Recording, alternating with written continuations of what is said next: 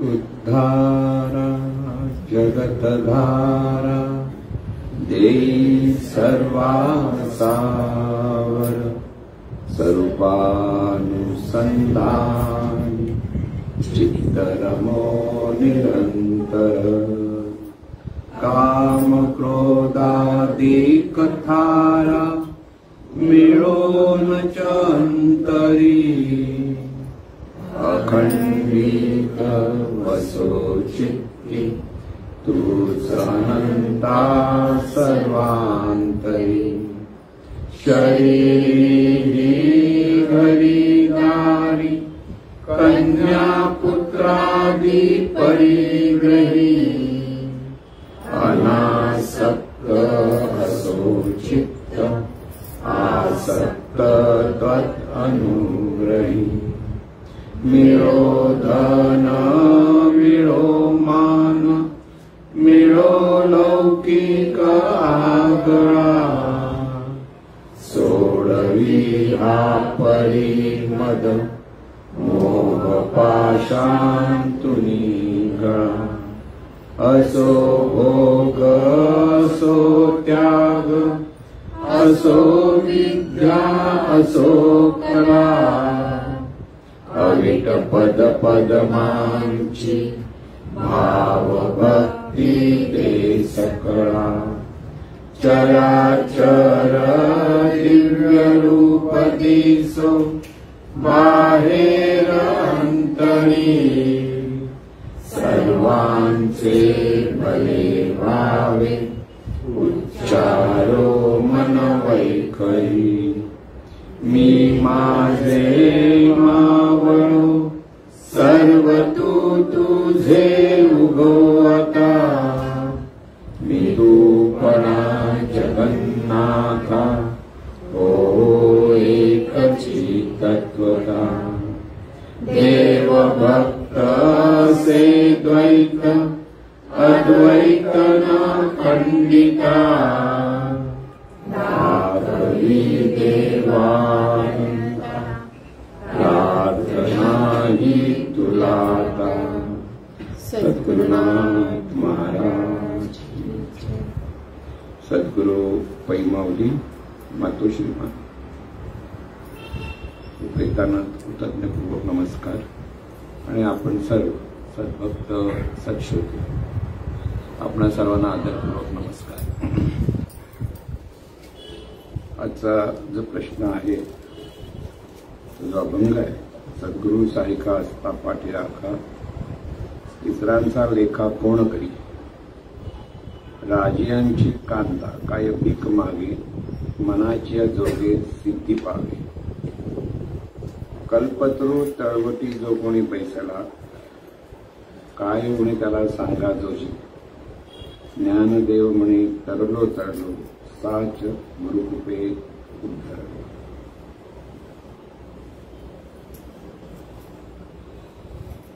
सद्गुरूंचं जे महात्म्य आहे ते महात्म्य ज्ञानेश माऊली या अभंगातून वर्णन केले त्याचं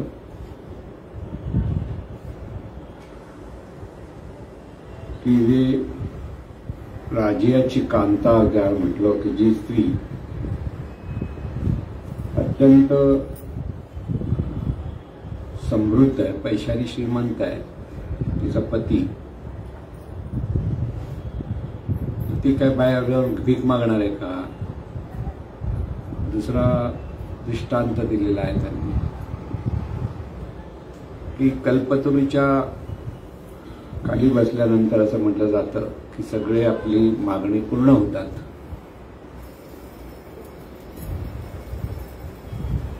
मग असा जो कल्पतरूच्या खाली बसल्यानंतर त्याला काय कमी आहे काय उरणार आहे त्याला सगळं काही मिळतं ना। म्हणजेच ज्याचा पाठीराखा सद्गुरू आहे त्या ज्याच्याकडे हा जो भाव आहे खरं म्हणजे त्याचा पाठीराखा सद्गुरू म्हणजे ज्या शिष्याचा भाव आहे की आता माझ्याबरोबर सद्गुरू आहेत मला सद्गुरूंचा आधार आहे की सद्गुरू मागे आहेत, म्हणजे मागे म्हणजे सतत आपल्याबरोबर आहेत. तर इतरांच्याकडे कुठे मी बघायला जाणार आहे का, इकडे तिकडे फिरायला जाणार, काही काही मागायला हवं ते नवं ह्यासाठी जाणार नाही. इतरांचा लेखा कोण, इतरांसाठी त्याला काही पडलेलं नाही. ज्याला खरे सद्गुरू मिळालेले आहेत आणि हे खरे सद्गुरू मिळाल्यानंतर ज्या सत्शिष्याला सद्गुरूंची ओळख पटते की हे माझे सद्गुरू आहेत आणि यांच्याकडनं मला आता काही सगळं काही मिळतंय. आता हे सगळं काही मिळतं म्हणजे हे सगळं खरं म्हणजे पारमार्थिक ज्ञानाच्या अंगाने ते सांगतात. एका बाजूने पारमार्थिक ज्ञान म्हणजे हे दिव्य ज्ञान आहे आणि हे दिव्य ज्ञान एकदा आपल्याला सद्गुरू देता येत आणि हे सद्गुरूंकडनं आपल्याला समजून घेता येतं, कळतंय, ते सांगतायत त्याप्रमाणे शिष्याची जर प्रगती होत असेल तर तो शिष्य तिथेच रमतो. सद्गुरूंच्या कृपा आशीर्वादाखाली तो त्याची साधना सतत करत राहतो आणि जीवनामध्ये जे खरं सोनं आहे, जीवनाचं सोनं होण्यासाठी म्हणजे हे ज्ञान आहे, ते ज्ञान त्याच्याकडे प्रगट होतं. म्हणून तरलो म्हणजे ह्या ज्ञानाने आपल्या जीवनामध्ये त्यांना जो आनंद झालेला आहे की जीवनाची जी समृद्धी आहे ती त्यांनी उपभोगली आणि त्याच्यातून ते सद्गुरूंप्रती कृतज्ञतेने हे सांगत आहेत. आता इथे महत्वाचा म्हणजे साधा सरळ अर्थ आहे तो आता आपण समजून घेतला.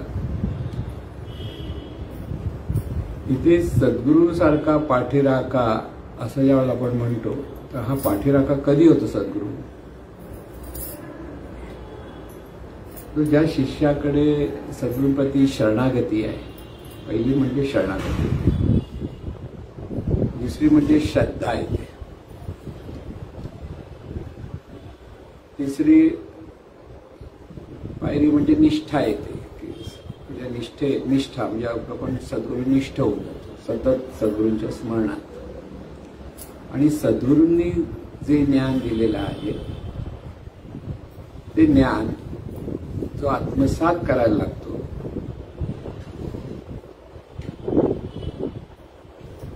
त्या मनाच्या आपल्या भावानुसार किंवा त्या मनाची जी वृत्ती तयार होते तिथे त्या सत्साधकाला सतत आपण आपल्या बरोबर सद्गुरू आहेत सहज भाव तयार होतो. म्हणजे सद्गुरू शरणागतीमध्ये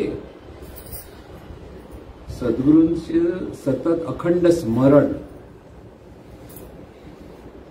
ह्या अखंड स्मरणातून मनाचं शुद्धीकरण, दोन गोष्टी तिथे. म्हणून परमार्थ ज्यावेळेला आपण सांगत असतो म्हणत असतो परमार्थ म्हणजे नेमकं काय? परमार्थ म्हणजे सत्साधकाने आपला अहंकार दूर करण्यासाठी जे करायचे त्याला म्हणतात परमार्थ. सोपा अर्थ म्हणजे अहंकार प्रत्येकाला असतो, जन्मजात आहे आणि हा अहंकार दूर गेला तर मनाचं शुद्धीकरण होतं. अहंकारातून सर्व विकार निर्माण होतात. खरं सांगायचं म्हणजे अहंकार असं ज्यावेळेला आपण म्हणत असतो की प्रत्येकाकडे अहंकार आहे, कोणाकडे नाही असं नाही. अगदी एखादा माणूस खूप शांत आहे, बोलत नाही असं आपल्याला वाटलं तरी सुद्धा त्याच्याकडे पण अहंकार असतो. आता अहंकार म्हणजे काय? अहंकार याचा अर्थ प्रत्येक माणूस स्वतःचं अस्तित्व देहच आहे हे समजणं म्हणजे अहंकार. म्हणजे ते अहंकार म्हणजे आता सगळ्यांकडे अहंकार असं म्हणजे नेमकं काय असतं? प्रत्येकाला हा भाव असतो की मी देह आणि मी देह ह्या भावातून माणसं म्हणा पशु पक्षी म्हणा सगळे काही ह्या भावातूनच जीवन जगत असतात. आणि म्हणून तिथेच मी आणि माझं सुरू होतं माणसाचं. आणि ह्या मी माझपणामध्ये जीवनात अपूर्णता निर्माण होते. आता इथे तरलो जे आपण म्हणतात ते त्याचा अर्थ तो आहे की प्रत्येक माणसाला काहीतरी हवं आहे, पण काय हवं ते त्याला कळत नाही. प्रत्येक जण माणसाच्या आयुष्याच्या बाबतीत आपण म्हटलं, किती माणूस श्रीमंत असला किंवा ज्ञानी आहे, बाहेरच्या अंगात ज्ञानी आहे, विद्वान म्हणतो, तरी त्याला कुठेतरी असमाधान असतं, समाधानी नसतं, असमाधान नांदतं. की अशी एक वेळ त्या कधी काही वेळेला सगळं काही आहे पण कातर वेळ म्हणतात. कातर वेळ एक शब्द आहे. कातर म्हणजे संध्याकाळच्या वेळेला एकटाच जर माणूस असेल, त्या घरी आजूबाजूला कोण नाही वगैरे, तर त्याच्या मनामध्ये एक विषण्णता निर्माण होते, उदासीनता निर्माण होते. विषण म्हणजे आपल्याला काहीतरी हवं आहे, का काही हवं आहे तेही कळत नाही, पण मन उदास होतं. त्याला म्हणतात कातर वेळ. ही बहुतांशी सर्व लोकांच्या जीवनामध्ये, प्रत्येकाच्या जीवनामध्ये ती येते. कारण इथे त्याला खरं कारण म्हणजे आपल्याकडे आपल्याला जे हवंय काय ते आपल्याला कळत नाही, पण हवंय. म्हणजे एखाद्या लहान मुलाला रडतंय, काय हवं ते सांगत नाही, मग रडतंय. आपण म्हणतो त्याला कळत नाही काय हवंय कळत नाही, पण ते रडत असतं. तसं सर्वसाधारण माणसाचं जीवन असतं. त्याला नेमकं आपल्याला हवंय, आपण कशासाठी धावतोय, विचार करत धावतो. सकाळी नोकरी लागली तर चला नोकरीला जायचं, शाळा आली तर चला शाळेला जायचं, परत यायचं. सकाळी उठला, रात्री झोपला, परत उठला, परत झोपला, हे सगळं चालू असतं. म्हणजे ते पूर्णत्व नाही, मग समाधान नाही. समाधान नसल्यामुळे तिथे तो माणूस किती व्यक्ती ते समाधान मिळवण्याचा प्रयत्न करत असते. कसं समाधान व्हायचं, थोडंसं काहीतरी मला समाधानी झाला, थोडा वेळ वाटतं की जसं आपल्याला खूप भूक लागली आहे, म्हणजे पोटात कळवळत आहे आणि त्याजवळ जेवण मिळालं, समाधान झालं थोडा वेळ. परत ती वेळ गेली, पोट परत रिकामं झालं की परत जे भूक लागते, परत हवं असतं. तिथे हे जे हवेपण आहे माणसाकडे, आणि त्याच्यातून माणसाकडे असमाधान, पूर्णत्व नाही, अपूर्णत्व आहे. आता हे पूर्णत्व कुठे मिळेल? हे आपल्या जीवनाचं पूर्णत्व सद्गुरूंना शरण गेल्याशिवाय मिळत नाही, हा त्याचा अर्थ असतो. सद्गुरूंना शरण जायचं म्हणजे नेमकं काय? सद्गुरू जे ज्ञान देत आहे ते ज्ञान आपल्याकडे आत्मसात झालं पाहिजे. आता बोलीभाषेमध्ये आपण ते म्हणतो ज्ञान आत्मसात झालं पाहिजे, पण खरं म्हणजे हे ज्ञान आत्मसात होणं म्हणजे मी माझं पण सरलं पाहिजे. खरा अर्थ काय? मी आणि माझं पण जे आपल्या प्रत्येकाकडे आहे ते बाजूला झालं पाहिजे, पण तेच बाजूला होत नाही, किती जरी सांगितलं तर. आणि त्यामुळे अपूर्णत्व हे सतत नांदतच. जोपर्यंत मी आणि माझं आपल्याकडे आहे तोपर्यंत अपूर्णत्वाची भावना मध्ये येते. कधी मी कोणाचं काही निमित्त असतं, दुसरं कोण आपल्या मनासारखं वागत नाही म्हणून अपूर्णत्व असतं, की आपल्याजवळ सगळी माणसं जवळ नाहीत म्हणून अपूर्णत्व असतं, आणि सगळी माणसं जवळ असली तरी अपूर्णत्व असतं.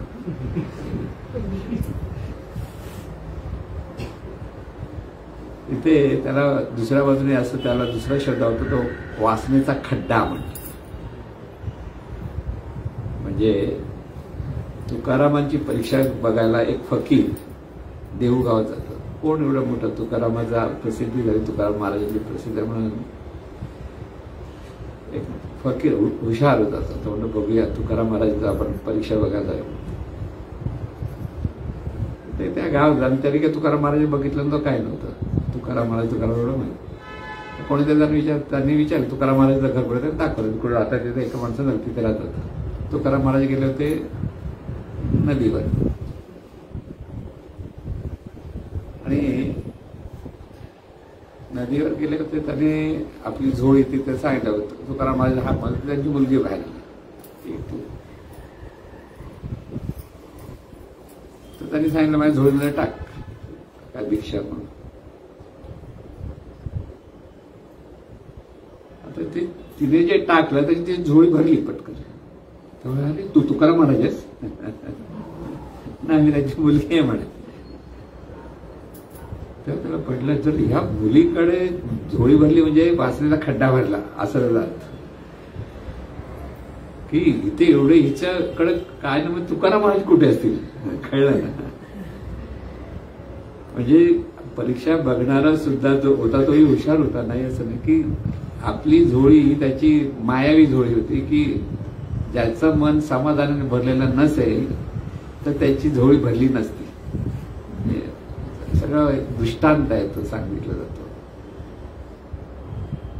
म्हणून आपली ही जी झोळी आहे, झोळी म्हणजे आपल्या मनामध्ये जो खड्डा आहे नेहमी हवेपणाचा, तो संपत नाही. अगदी जाईपर्यंत सुद्धा, शेवटचा श्वास घेईपर्यंत सुद्धा काहीतरी राहिलंय म्हणतो असं होतं ना. त्यामुळे इथेच जी श्वास सुटायच्या अगोदर हे पूर्णत्व कळलं पाहिजे, कुठे पूर्णत्व मिळतं. आणि ते मिळतं ते म्हणजे सद्गुरूकडे. खरे सद्गुरू, खरा सद्गुरू पाहिजे, ते महत्वाचं. म्हणून खरा सद्गुरू म्हटल्यानंतर ज्याच्याकडे शिष्याच्या भलेपण व्हावं की शिष्याला हे ज्ञान मिळावं याचा जी तळमळ असते, त्यासाठी तो चंदनासारखा झिजतो असं महाराजांनी म्हणजे का सद्गुरू, खऱ्या सद्गुरूची ओळख सांगितली निरपेक्ष. दुसरं म्हणजे दिव्य ज्ञान देण्याची त्यांच्याकडे हातोटी असली पाहिजे. दिव्य ज्ञान म्हणजे खरे आपलं जीवन मी माझं पण बाजूला होण्यासाठी शिष्याला ते मार्गदर्शन करू शकतात इतकं त्यांचा स्वतःचा अनुभव असला पाहिजे. त्या अनुभवातून ते पाठ करून सांगणं वेगळं आणि अनुभवातून सांगणं. तिसरं म्हणजे त्या शिष्याचे भलं व्हावं की शिष्याला ज्ञान प्राप्त होईल. त्यांच्याकडे तळमळ असते कारण शिष्य पटकन घेऊ शकत नाही हे ज्ञान. म्हणजे किती जरी शब्दाने सांगितलं तरी सुद्धा सद्गुरूंकडनं पुन्हा पुन्हा पुन्हा समजावून घेतल्याशिवाय हे ज्ञान जसे शब्दाने कळतं असंही आपल्याला वाटतं तर कधी कळतच नाही. मग बरेच वर्ष आपण जर ऐकायला लागलो, बरेच वर्षांपूर्वी जे कळत होतं आता कळत नव्हतं, आता कळतं, आता कळतं, तरी पण अजून कळायचं कधी बाकी असतं. आणि अत्यंत सूक्ष्म असं दिव्य ज्ञान आहे. आपण जरी सोप्या भाषेत म्हटलं मी आणि माझं बाजूला गेलं की झालं की अहंकार गेला तुका म्हणे.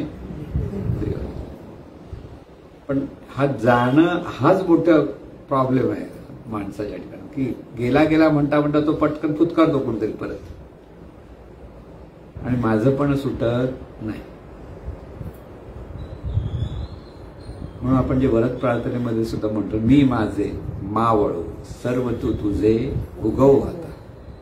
प्रार्थना करतोय, आपण सांगतोय, जो प्रार्थना करणारा हा सर्वांचं मी माझं मावळू म्हणतोय, स्वतःच नाही. प्रार्थना वरद प्रार्थनेमध्ये माझा नाही म्हणत आहे, सर्वांसाठी की मी माझे पण सर्वांकडे जे आहे ते मावळू दे आणि तू तुझे उगव आता मी तू पण जगन्नाथा हो एक चिकत होता. की ते मी आणि तू दोन नाहीतच, एकच तत्व आहे.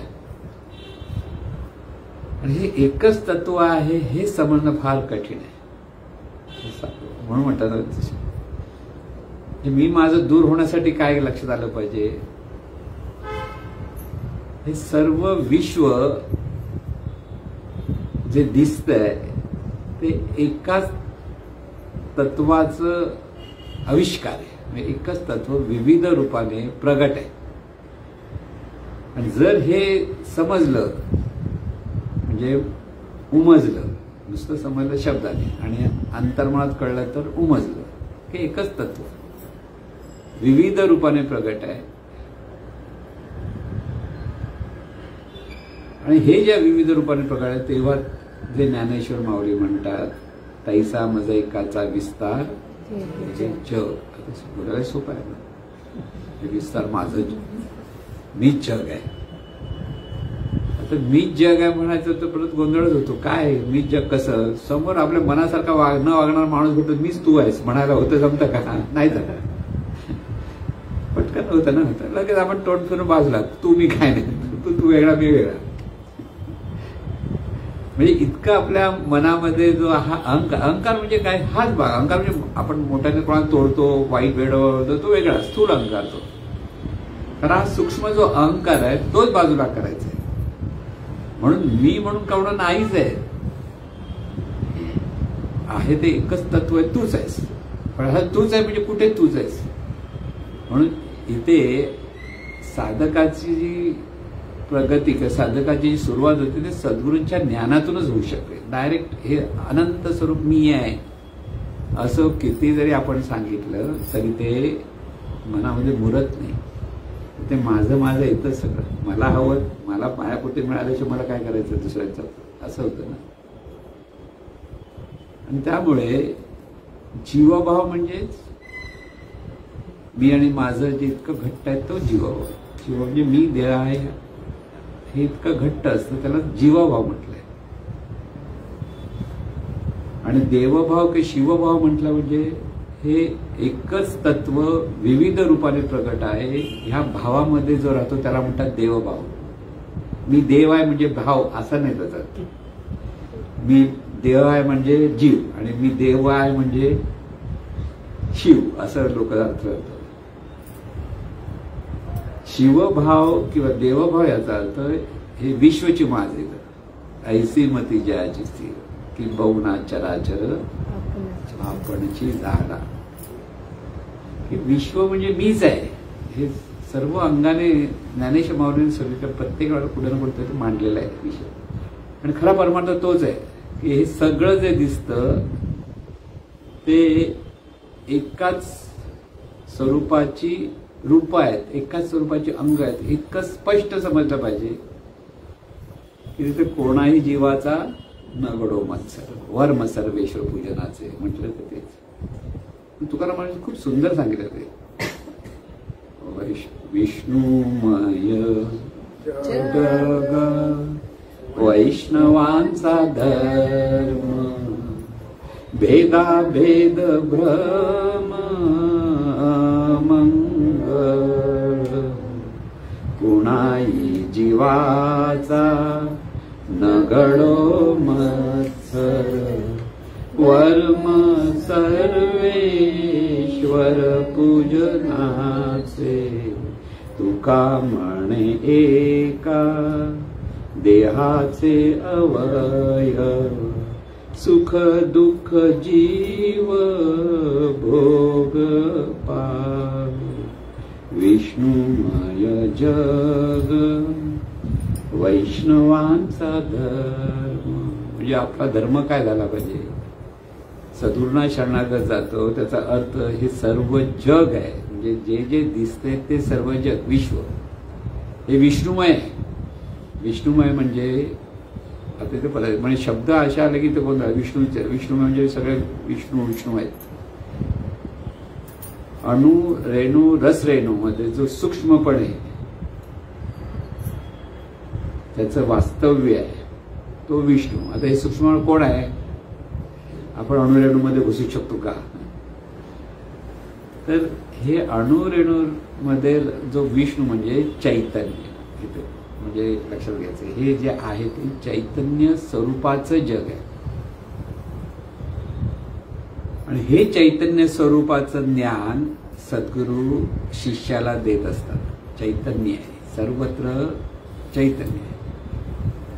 शब्दामध्ये जे सोपं वाटतं ते आचरणात कठीण होतं. आपल्याला आचरणात कठीण होतं कारण माझं सुटत नाही. याला खरं कारण जीवभावातून पलीकडे जाता येत नाही.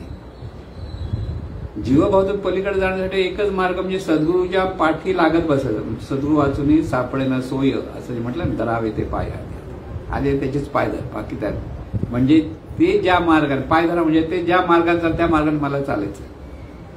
ते जे सांगतात तसं ह्या शिष्याला जायचं आलं पाहिजे. म्हणून दोन्ही बाजूनी की सद्गुरू जे ज्ञान देतात ते स्टेप बाय स्टेप देतात. एकदम उडी मारायला सांगतच नाही.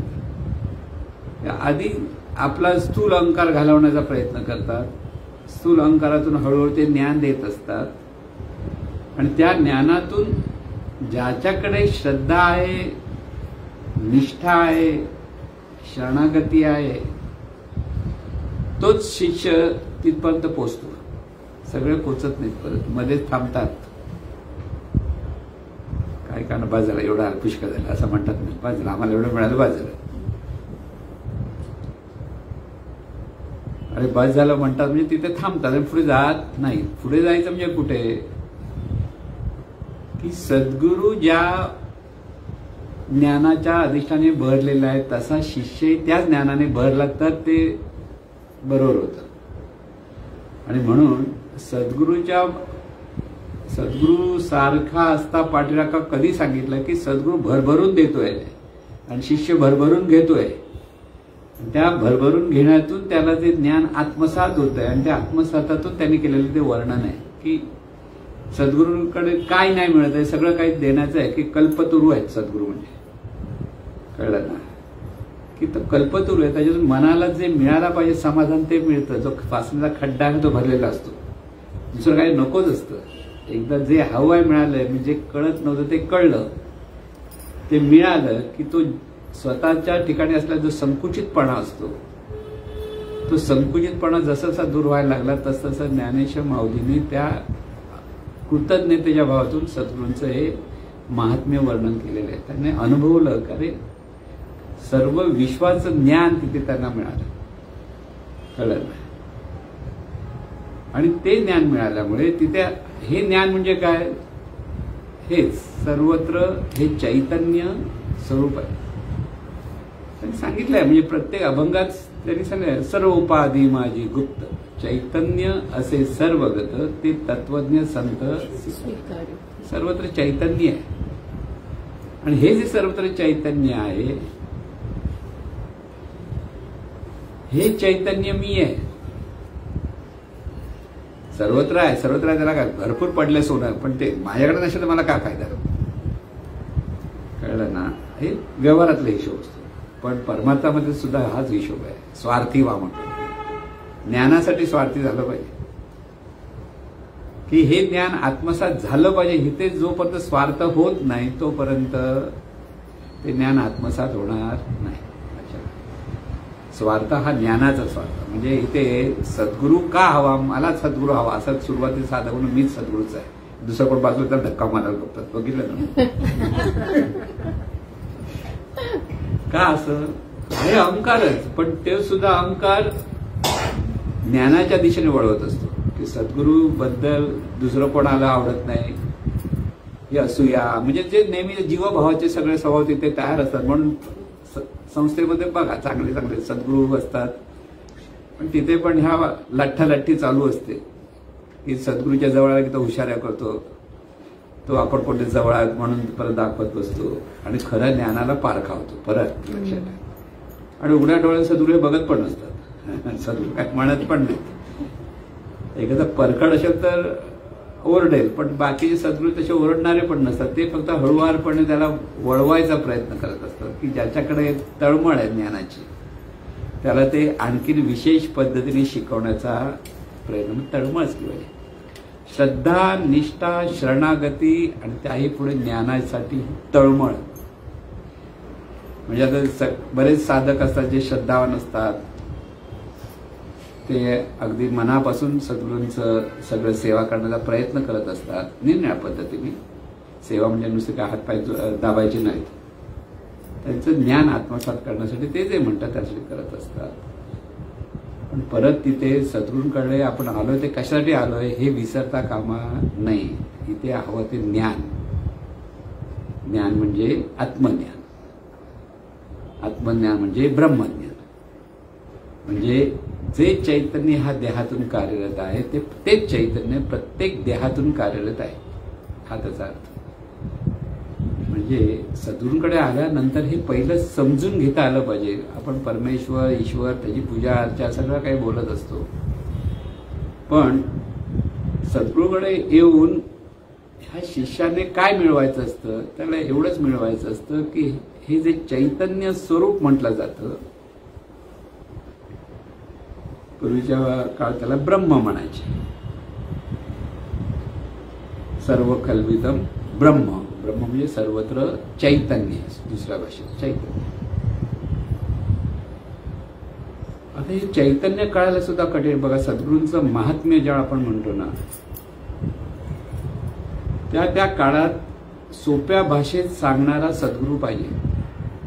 आहे ब्रह्मज्ञान, हे दिव्य ज्ञान आहे, पण जीवभावातल्या साधकाला समजण्यासाठी सद्गुरू त्या काळात स्वतःच्या त्या वेळेला जी भाषा होती, त्या वेळेला त्यांचा जो भाव होता तो जोपासायचा ते प्रयत्न करायचे आणि अधिक अधिक सोपं करून सांगायचे. म्हणजे अगदी श्रीकृष्णाने भगवद्गीतेमध्ये जे सांगितलं ते ज्ञानेश्वरांनी पण सांगायचं म्हणजे काही नुसतं भाषांतर नाहीये. ते ज्ञानेश्वरांनी आपल्या अनुभवातून ते परत तोच बोध ज्ञानेश्वरीत मांडला. तसं भाषांतर नाही आहे की आपण ह्या शब्दाचा हात लावला, संस्कृतचा मराठीत लावला आणि सांगितला, असं नाही आहे.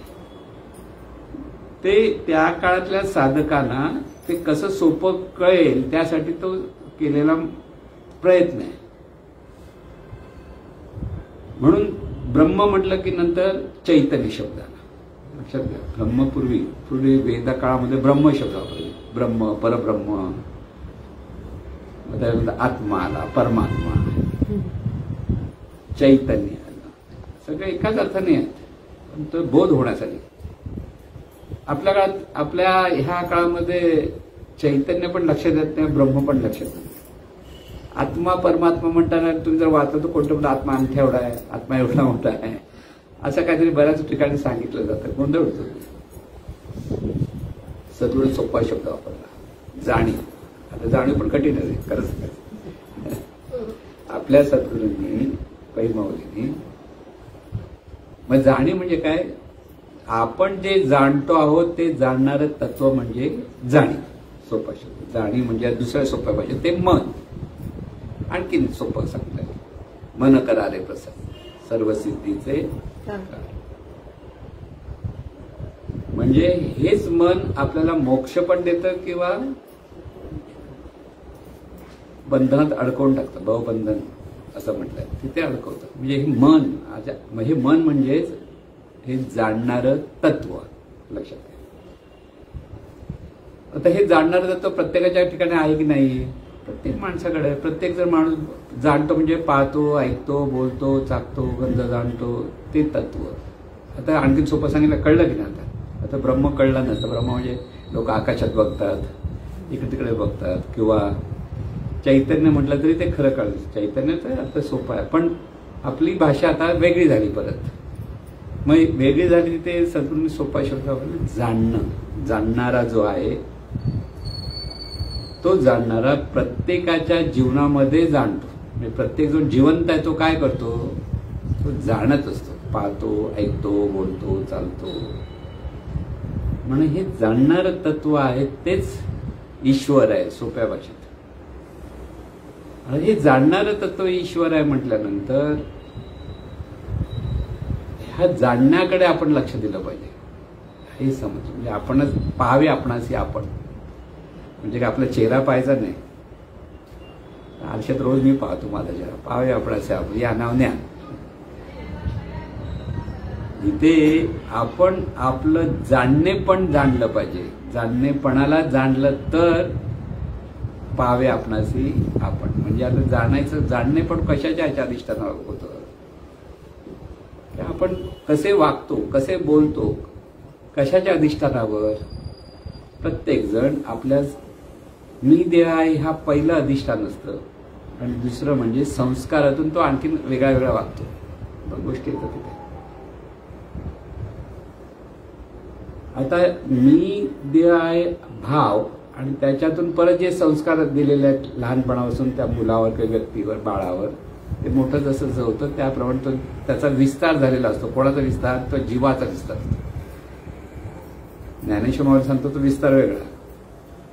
ते चैतन्यच विस्तारलं असं ते म्हणाले. की कसं विस्तारलं? माझ्या विस्तारलेपणाचे नावे हे जगच नव्हे आग. म्हणजे हे जग वेगळं नाहीये, मीच विस्तारलेलं आहे. आता मी विस्तारलं म्हणजे कोण? हे चैतन्य मी जे आहे ते विस्तारलेलं आहे. म्हणजे आता आपल्या लक्षात घ्या, आपण हे जाणणारं तत्व आहे, ते चैतन्य ज्याला म्हणतात, किंवा जाणीव म्हणतो आपण, सोप्या भाषेत मन म्हणतो. मन आणि जाणीवचा परत फरक आहे, पण तरी पण ते समजून घेण्यासाठी मन. हे मन ज्या प्रत्येकाच्या देहातून कार्यरत आहे ना, आणि ते कार्यरत आहे विविधतेने, म्हणजे तो त्याचा विस्तार आहे. म्हणजे जसं एका बीजमधून कोंब आला, त्याचा खोड झालं, खोडाच्या फांद्या झाल्या, त्या फांद्याला अनेक पानं निर्माण झाल्या, त्याला परत फुलं आली, त्यातून परत फळ निर्माण झालं. हे सगळं जसं असं ते एका बीजाचा विस्तार आहे ना, तसं आपण आपल्याला मी अमुक आहे तमुक आहे समजतो ते खरं काहीच नाही आहे. आणि कुठपर्यंत आहे ते, तो खरं कुठपर्यंत वाटतं आपल्याला, जोपर्यंत देह आहे तोपर्यंत. एकदा बाजूला झालं, कुठे आहेस काहीच माहित नाही. लक्षात घ्या. मग हा अहंकार कशासाठी करतोस?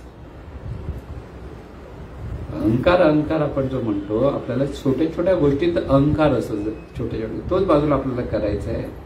आणि तो बाजूला करण्यासाठी सद्गुरू सारखा असता पाठीराखा. हे महत्व. पाठीराखा म्हणजे काय प्रत्येकाला तुम्हाला वाचवायला धावत येतो असं नाही. आपला अहंकार दूर करायचा आणि जे जीवन आहे ते सद्गुरूच आहे, हा भाव असला. आता सद्गुरूचं म्हणजे परत सद्गुरू म्हणजे व्यक्ती नव्हे. अच्छा, सद्गुरू व्यक्ती म्हणून जर पाहिला तर परत गोंधळ. मग एखादा लबाड सद्गुरू असेल तो काय म्हणत, चल दे तुझं बँकेचं अकाउंट मारले, मीच सही करतो ना, असं होईल ना. असं कोण मागायला लागला देईल का? मग पळवेल, नको नको आम्हाला, आमचे पैसे कसे देणार? पण जीवाभावा सुटणार नाही ना. आणि असा व्यवहारात पण बिघडता कामा नये. तर दुसरं पण आपलं जीवन हे सद्गुरूंना समर्पण करणं, म्हणजे मी आणि माझे पण सद्गुरूंना समर्पण. जीवन सद्गुरूंना समर्पण म्हणजे काल लोटांगण घालून गपचूप बसायचं नाहीये. तर मी माझं पण जे मला वाटतं मी आणि माझं ते खरं काहीच नाहीये. खरं सत्य असं आहे की ते जे अनंत स्वरूप चैतन्य आहे, त्या चैतन्याचं आपण प्रत्येक जण एक स्फुरण आहोत, प्रकट झालेले ते चैतन्य सागरात. ते काही काळ स्फुरलं आणि परत आपल्या मनामध्ये किती विचार येतात. सोप्या भाषेत बघा, विचार हजारो विचार येत असतात. ते येतात आणि जातात, येतात जातात, पण आपण तसेच असतो ना. आपण म्हणजे आहोत, दिवसभरात आले विचार, भरपूर झाले, रात्री विचार केले तर आले, असं केलं तसं केलं तसं केलं जातात. पण शेवटी आपण म्हणून जे आहोत आहोतच. तसं हे अनंत स्वरूप चैतन्य सतत आहेच. त्याच्यात ही अनंत रूप निर्माण होतात. विचार सारखी ही रूप निर्माण होतात. आपल्याकडे विचार होतात, तर ते इथे रूप विचारांमध्ये जाणणारं तत्व आणि ते. त्यामुळे ही सगळी रूपं आहेत ती माझीच आहेत. म्हणजे त्या चैतन्य स्वरूप. आता माझी ते म्हणणारा जो साधक आहे की ज्ञानेश्वर माऊली म्हणतात, ती चैतन्य भावात माझी म्हणतात. माझी या विसरले म्हणजे माझं म्हणजे परत माझं पण काढतं आणि ते माझं पण कुठं आलं. ते माझं म्हणजे हे मी म्हणून जे चैतन्य स्वरूप मी आहे, अनंत स्वरूप मी आहे. ह्या अनंत स्वरूपाची ही सगळी रूप आहेत. माझी या विसरलेपणाचे मी नाव. हे अनंत स्वरूप पचपाच्या अंगाने हे चैतन्यच प्रगट आहे, एका बाजूने समजून घ्या. आणि दुसऱ्या बाजूने हे अनंत स्वरूप चैतन्य मी आहे, त्या मी मधून हे सगळं विश्व निर्माण झालेलं आहे. व्यक्ती म्हणून नाही, तर ते अनंत स्वरूप आहे. म्हणून सद्गुरू हा अनंत स्वरूप आहे. हा त्याच्याकडे भाव आहे. परमात्मा असं जे आपण म्हणतो त्या शब्दाचे अर्थ व्यवस्थित समजून घेता आले की इथे हे चैतन्य स्वरूप जे अथांग आहे. लक्षात घ्या, अथांग म्हणजे सागरासारखा. अथांग म्हणजे थांग पत्ता लागत नाही. दृश्य म्हणून तिथे काहीच नाहीये, काहीच ओळखता येत नाही. पण त्याच्यातून ही सगळी दृश्य निर्माण झालेली आहे, सगळी रूपं निर्माण झालेली आहेत. आणि प्रत्येक रूपामध्ये ते तत्व परत जाणतं, पाहतं. असं हे जे चैतन्य स्वरूप आहे तो मी सद्गुरू आहे. तो मी म्हणणारा सद्गुरू आहे. आणि ते सद्गुरू म्हणजे त्यांनी वर्णन केलं. कसं काय सांगितलंय, जैसे दूध मुराले स्वभावे तरी ते दही. म्हणजे रूपांतर कसं झालंय, दही बघितलं तर दूध वाटतच नाही. दुधाचे गुण वेगळे, दह्याचे गुण वेगळे. म्हणजे अरे हा जर त्या चैतन्य स्वरूपात निर्माण झाला मग असा कसा वागतो दही. साम्य काहीच नाही दिसायला. रूप आहे, आपण म्हणतो ना राजाचा मुलगा आहे, तो असा कसा वागतो, कधी सद्गुरू सद्गुरूंच्याकडे सापडलं आणि सद्गुरू झालं असे कशा वागतात असं म्हणतो ना आपण. तर हे महत्वाचं लक्षात घ्यायचं की हे जे रूपांतर झालेलं आहे ते तसं होतं असं नाही. म्हणजे दूध आणि दह्यामध्ये जो फरक आहे, पण दोघांमध्ये साम्य काय आहे? दुधामध्ये दह्यामध्ये साम्य काय? स्निग्धता. ती स्निग्धता आहे, ते दुधामध्ये जे स्निग्धता आहे ते दह्यामध्ये. रूप बदललं त्या स्निग्धतेचं, दही झालं, त्याचं आणखी ताक केलं, ते आणखी रूप बदललं. ते नुसतं लोणी काढलं, ते आणखी त्याचं रूप बदललं. पण ते स्वरूप बदललेलं नाही कुठे. दुधामध्ये पण जे स्निग्धता आहे ते दह्यामध्ये, ते दह्यामध्ये, ते ताकामध्ये, ते लोण्यामध्ये आहे. स्पष्ट दिसतं फक्त. लोणी म्हटलं की एकदम स्पष्ट दिसलं. हा, तूप, लोण्याचं तूप केलं तर ती स्निग्धता आणखी. तसं प्रत्येक व्यक्तीचं जीवन हे दह्यासारखं झालंय. त्याने त्याचं लोणी काढलं पाहिजे, म्हणजे त्याच्यातलं स्वरूप असं बरोबर वर आलं पाहिजे. आणि त्याला त्यासाठी सद्गुरूंची गरज आहे. म्हणून जैसे दूध मुराले स्वभावे तरी दही, की बीजचे झाले तर, की एक बी आहे छोटीशी, की आंब्याची कोय. आपण आपल्याला बी कोय बरी पडते, कळत समजते. आणि तीच कोय पेरली की त्याचं झाड होतं, झाडाला आंबे लागतात. तो विस्तार आहे. म्हणजे तसं प्रकार. म्हणजे हे बीच्या मध्ये झाड खोड कुठून आलं, मुळं कुठून आली, पानं कुठून आली, तो मोर येतो ते फुलं कुठून आली, की ते फळ येतं फळ कुठून आलं. ते त्या एका बी मध्ये सगळं काही आहे. तसं चैतन्य जरी दिसलं नाही, काही नाही, तर तिथे सर्व काही आहे. त्याच्यातून हे सगळं विश्व निर्माण झालं. लक्षात घ्या. म्हणजे पंचवीस दृष्टांत जर समजून घेता आले पाहिजे की अनंत स्वरूप कसं आहे. तिसरं दिलं ते म्हणजे जैसे भांगाराचे अलंकार. म्हणजे भांगार म्हणजे सोने, सोन्याचे अलंकार. हे तेच कळतं. सोनं आणि अलंकार आपल्याला कळतं. अलंकार कोणताही दिला तुम्हाला, फुकट दिला तर तुम्ही पटकन द्या द्या द्या म्हणणार. सोन्याचा असेल तर. नशेल सोन्याचं नको आम्हाला म्हणतात, हो ना. कारण ते कळतं चैतन्य आणि ते रूप. म्हणजे हे कुठे असतं, ज्याला हे ज्ञान झालंय, जो ब्रह्मज्ञानी म्हणतो, की ज्याच्याकडे ज्ञान प्रगट व्हायला लागलं, की ते रूप म्हणजे जैसे भांगाराचे अलंकार. म्हणजे आपल्या जीवनाचं ती दृष्टांत त्यांनी जे दिलंय ते व्यवस्थित समजून घेतात. हे गुह्य आहे. त्यांनी सांगितलं की जे पहिलं दह्यासारखं असतो माणूस, दुसरं जसं ज्ञान व्हायला लागलं की तो झाडासारखा होतो. आणखी ज्ञान परिपक्व झालं की सोन्याच्या दागिन्यासारखा झळाळतो. म्हणजे सोनंच असतं. किती झालं ते चैतन्य स्थितीत दिसतं. हे सर्व आपल्या भावामध्ये लक्षात. इथे भाव महत्व. आणि तो भाव कसा धरायचा ते सद्गुरू शिकवतात.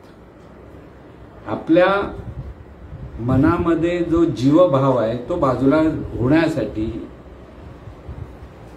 पहिली गोष्ट करायची असते सद्गुरूलाच समर्पण व्हायचे. म्हणून सद्गुरू सारखा असता पाठीराखायचा अर्थच तो आहे की हे जे आपलं जीवन, आपल्याला किती माणूस बुद्धिवान असो, त्याला सद्गुरूला शरणागत झाल्याशिवाय, म्हणजे नम्रता आल्याशिवाय पुढे त्याची अहंकार दूर होण्यासाठी पहिली स्टेप तीच आहे.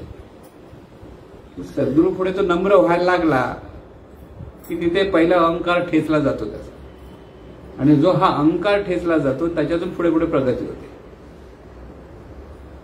पण सद्गुरूंकडे येऊन आपला अहंकार ठेचत राहायचा असतो, म्हणजे तो आपोआप दूर होतो. म्हणजे इथे ठेचला कसा जाईल, सद्गुरू जे सांगतात त्या पण मला वागायचं, माझी इच्छा आहे, मला हे पाहिजे, मला ते पाहिजे, ते पाहिजे, जे वाटतं ते बाजूला करायचं. सद्गुरू काय म्हणतात त्या जे मिळते सद्गुरूची इच्छा, जे मिळते सद्गुरूची इच्छा, सद्गुरूची इच्छा.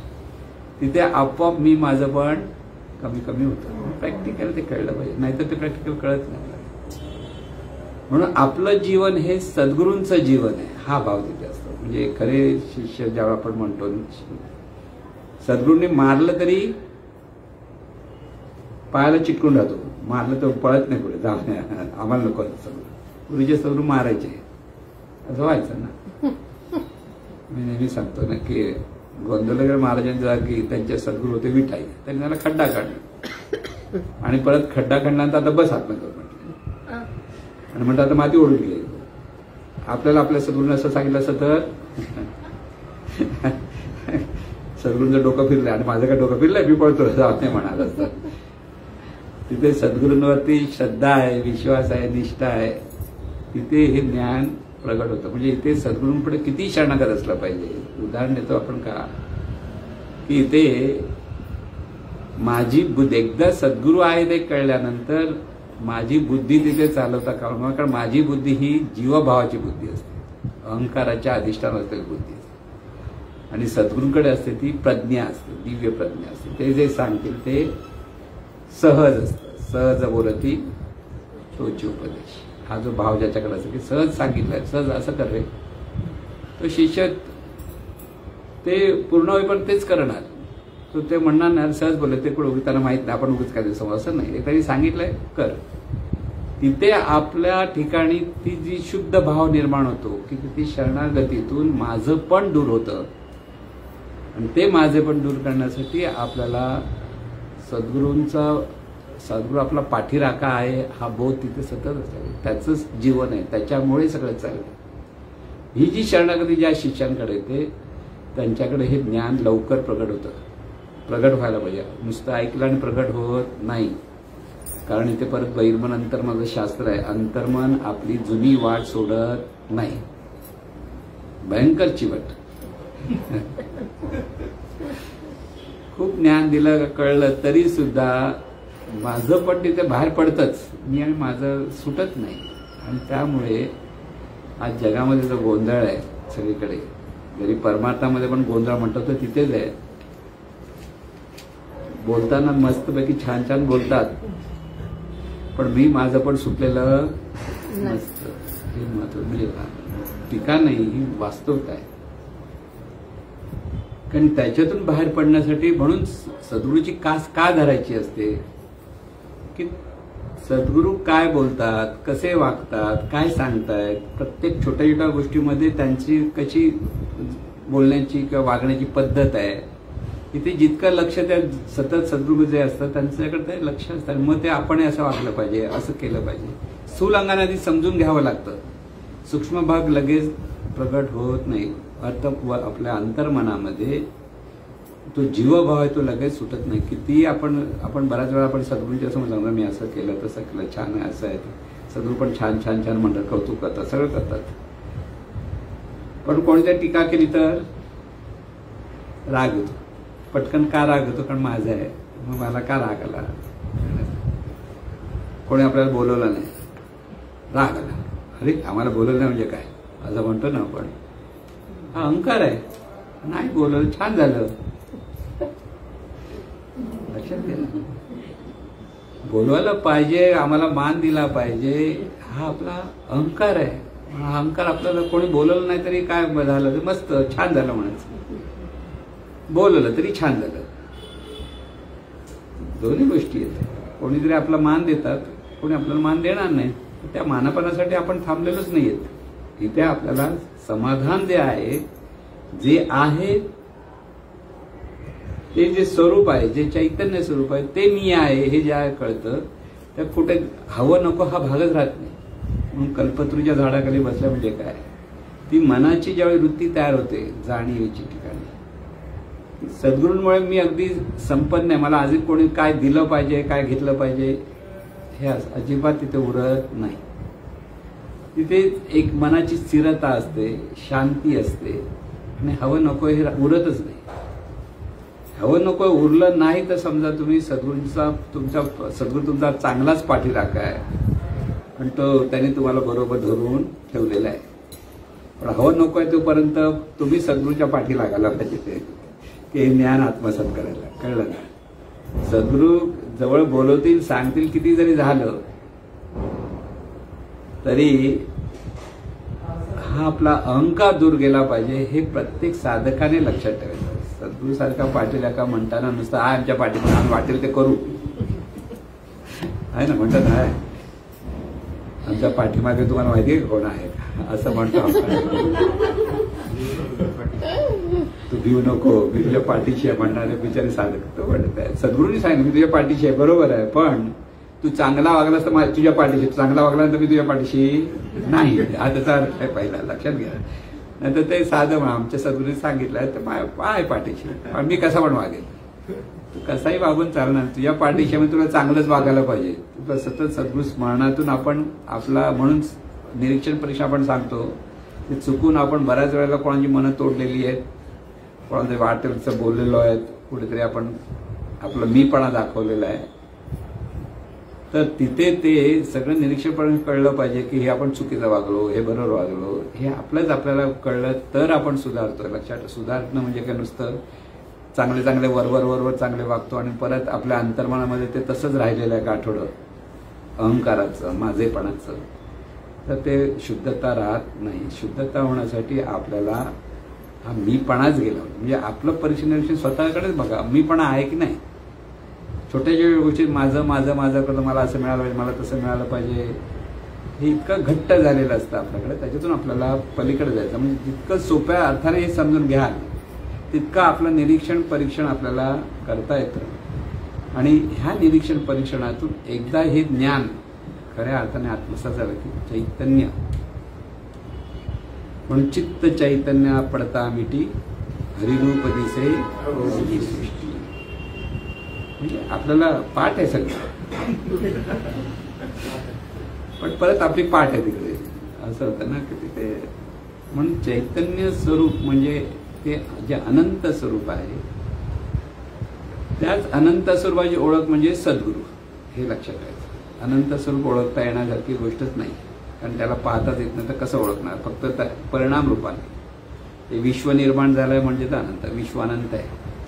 किती युगानुयुग विश्वाची परिवर्तन जरी झालं तरी ते विश्व विश्व म्हणून आहेच. म्हणून हे जे विश्व आहे, म्हणून विश्व परते सारावे मग माते पाहावे तैसा तो मी. ह्याला बाजूला कोण बघशील तरी नाही, म्हणजे लोक म्हणतात आम्ही एकांतात बसू, कोणाच्या भानगडीत पडणार नाही. तसंही मी नाही, तुला ते परत यावं लागतं. ते एकांतात म्हणजे समजून घेण्यासाठी एकांत, परत लोकांतात यावं लागतं. आणि लोकांतात अनुसंधानातून सगळ्या लोक मान देतील, अपमान करतील, कौतुक करतील, कोण पाडतील, सगळं करतील.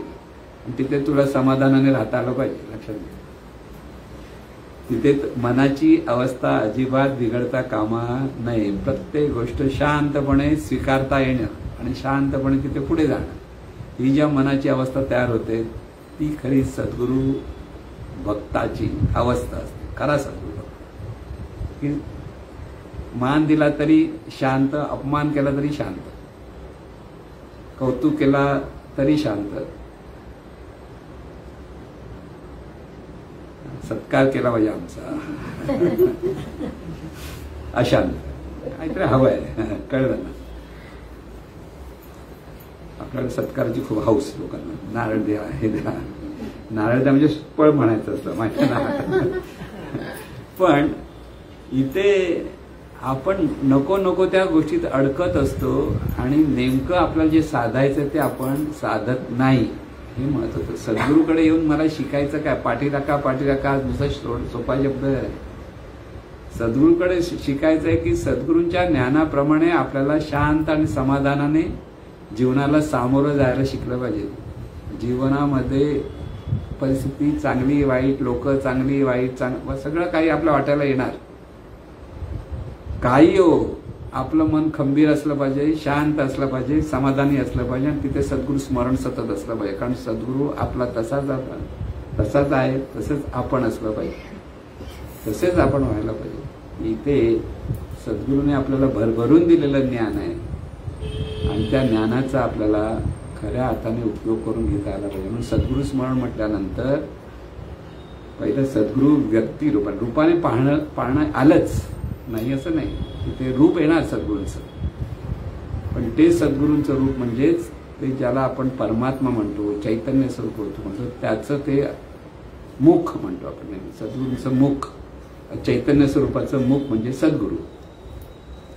म्हणून सद्गुरूंना पाहिल्यानंतर चैतन्य स्वरूपच आहे हा भाव, आणि त्या चैतन्य स्वरूपाशी आपण एकरूप व्हायचंय.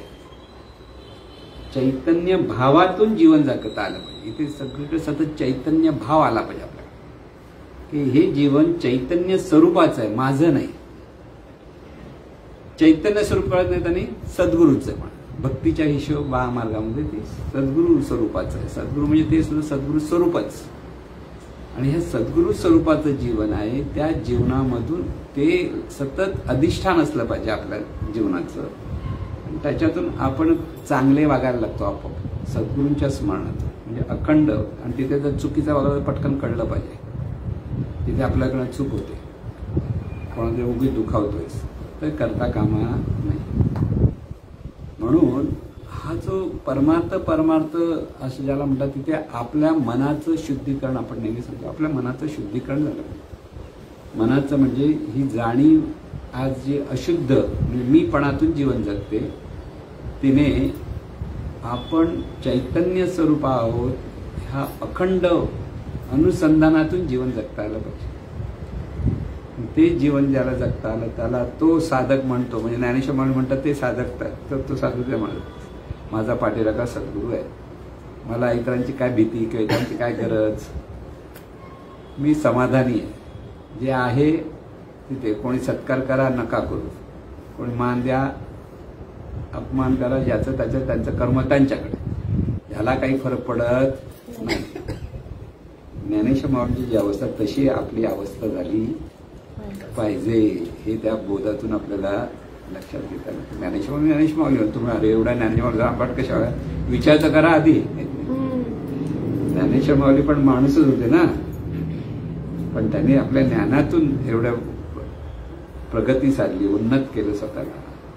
तर तो आदर्श आपल्याला तिथे असला पाहिजे, की ते सद्गुरूंचा आदर्श. पाठीराखा म्हटल्यानंतर हे सतत लक्षात ठेवायचं की त्यांनी आपल्याला दिलेलं आहे, फक्त आपण ते कसं जोपासायचं, कसं आपण त्यांच्यातून आपल्याला पुढे पुढे जायचं. आणि शेवटी अखंड समाधान परिस्थिती येईल, वर खाली सगळं मन होईल, पण इथे मनाची अवस्था परत शांत निवांत झालं पाहिजे. जे आहे ते स्वीकारून पुढे चाल.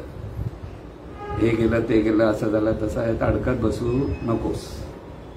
इथे जीवन आपलं सतत समाधानाने जगायचंय, आनंदाने जगायचा अर्थ काय, समाधान.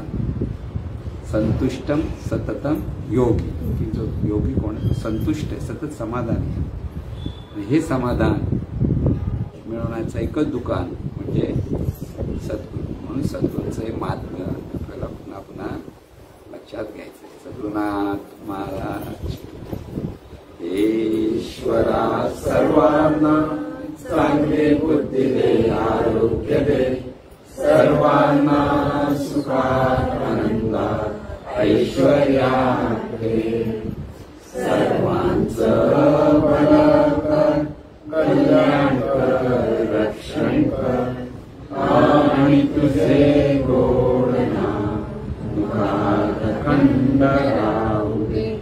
सद्गुरुनाथ महाराज